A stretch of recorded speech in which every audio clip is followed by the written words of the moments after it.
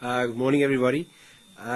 Firstly, every international game is important, so the one-day series against England is very important for us.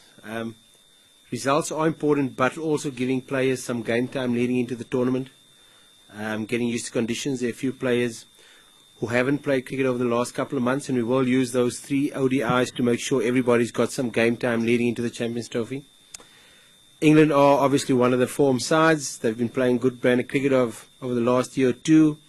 They're not in our group, so they don't concern us at the moment. Our focus is very much on the teams that are in our group and making sure that we're prepared well to beat those sides in our group. So although we know England are a quality side, we haven't really thought too much about them. What are some of the sort of balance of the side issues and things like that you want to get sorted out in this exam? Yeah, look, obviously I think our top 6 looks after themselves. It's making sure that we play the form all-rounders going into the competition.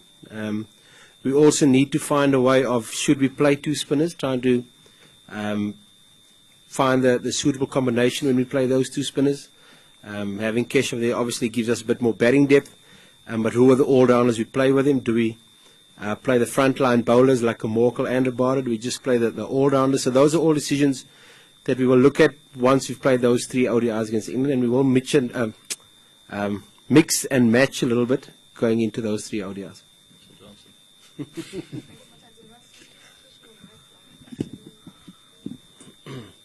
Okay.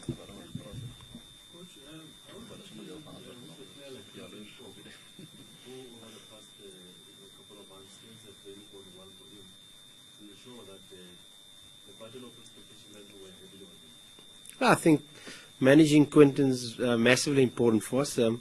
He's a guy that doesn't like these type of things, so we try to try and keep him away from the public spotlight, I suppose, as much as possible, away from too many unnecessary engagements as much as possible. Free him up on days where we can. He's a guy who likes having some time by himself and away from the game, so when we've got opportunities to do that, we need to do that. Look, he's had a fantastic year and a bit. I mean, he's got 12 unders in like 65 games in one-day cricket. That's a fantastic return. But I know Quinton's desperate to do well in one of these ICC events. I think he'll probably be the first to admit that in the previous 50 over World Cup, he probably didn't meet the expectations that were placed on him. So I'm sure he's got some points to prove in these type of events. So we're very excited about what we're expecting from him over the next couple of weeks. Yeah, keep him away from his dog. No dogs in tow. Just looking at the way the guys performed in the IPL and that, how pleased were you in terms of the form the guys showed there? Are there any guys, I know in fact, only played 1 game, so are there any guys that you were a bit, David Miller, those sort of guys, are you a bit worried about the amount of game time that they had? No, not at all. It's sometimes it can be a blessing when guys aren't playing. A guy like Cage, I think, might have played 6 of the 14 games, so his workload has been managed well.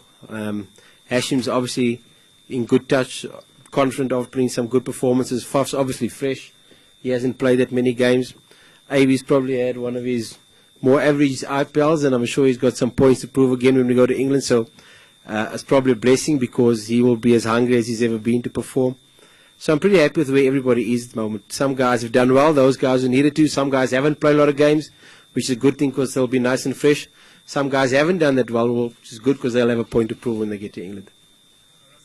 I mean, the Real London Cup has shown that teams, those county teams, are scoring quite a lot of runs for what you'd call early season England.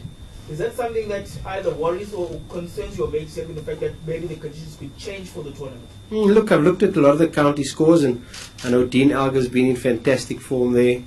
But there have also been some low-scoring games in the 4-day competitions. I know up in Durham conditions have been tough. So, look, I don't know what it's like here at the moment. I haven't been to England in 3 years. So once we get there, I'll probably be able to assess a bit more. Seeing score sheets is not always a indication as to what it's going to be like when we're there. We know weather conditions are massively important in England.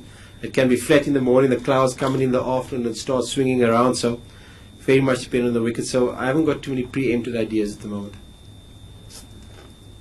What happened in New Zealand in the World Cup? How much of a motivating factor is that? What happened? Well, that's already a good start. That's a good start. Yeah, no, that's such a long time ago. We've been like on 20 tours since then. I can't even remember it. No, that's part of our learning process. We've learned a great deal from that tournament. Every time you get into those situations, you've got to move out from there and learn from it, and hopefully can implement some of the things we have learned. And I know the next question to ask me is, what have you learned? But hopefully we'll see it when we play. And what's the next question? What have you learned? Russell, you seem to have a really nice attitude about it, which is great to see. But the expectation will continue. I mean, you've had good bilateral series results. But in a knockout environment, and what have you learned from the last couple of World Cups that could hold us in good stead at this championship? Well, I've been to 150 of a World Cup and a lot of lessons we learned there. I think we can take a lot of comfort that in a lot of our bilateral series we have played, needing to beat India in Mumbai in front of 60,000 people to win a series, we've done it. Having to beat New Zealand in Auckland to win a series in front of 30,000 noisy New Zealanders, we've done that. Having to beat England in a final of a bilateral series to win that series, we've done that. So there's a lot of comfort and confidence we can take into winning those must-win games. And how we went about winning those must-win games are things we'll look to employ when we get to the Champions Trophy, because we ticked a lot of boxes and did a lot of things correctly in those must-win games, and we've learned a lot of lessons from that. So I know I'm going there confident and pretty much at ease, knowing that the team's been under pressure situations in this last year and a half and have come through them. And don't really need to do too much differently. We just really got to focus on what we've done over the last year and a bit and try and implement some of those strategies and tactics going forward. Russell, going into the Champions Trophy, the number one ranking, a blessing or a curse? I'd rather be ranked number 1 than number 5, because it shows that you've played a good brand of cricket and your team strategy and your team makeup is in a good space. So for sure, people, if you're ranked number 5, they say, oh, you don't deserve to win it. If you're ranked number 1, they're going to say, well, oh, you've been ranked number 1 before. Everybody wants to be ranked number 1. There's no doubt about it. That's why the rankings are there. When we were number 7 in tests, I mean, I was nearly killed.